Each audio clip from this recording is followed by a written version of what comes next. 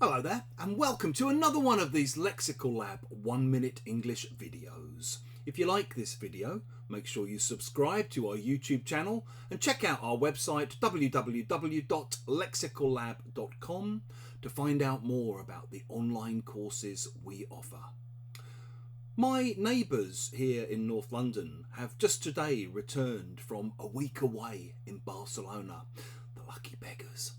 And we were chatting over the garden fence about their trip, and one of the neighbours mentioned how surprised they were to see so much anti-tourist graffiti near where they were staying. They saw graffiti on the walls, often written in English, telling tourists to go home, and sometimes saying a slightly less polite version of this, basically letting tourists know that they were no longer welcome. This doesn't surprise me because I know what mass tourism has done to Barcelona in lots of ways. I know about the fact that lots of housing has been turned into Airbnbs. People can no longer afford to buy or rent in areas they've lived in for years and years. Tourists often spend money in very specific locations. They don't spread the money widely in the way that local people do. There's often trouble with noise and partying and litter and drug taking and so on. So I responded by saying, wow, it's not nice to see, but it's inevitable that there would be some kind of backlash against mass tourism, given the impact it's had on the city.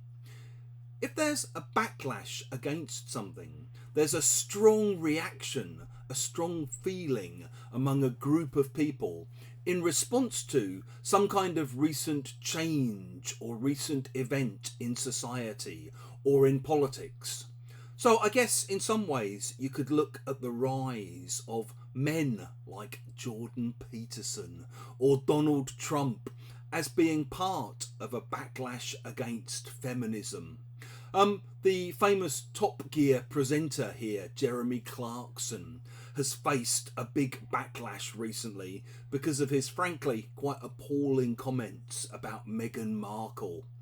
You might see people quitting their jobs and quitting the cities and downsizing and moving to smaller places out in the countryside as part of a growing backlash against pressurised work environments.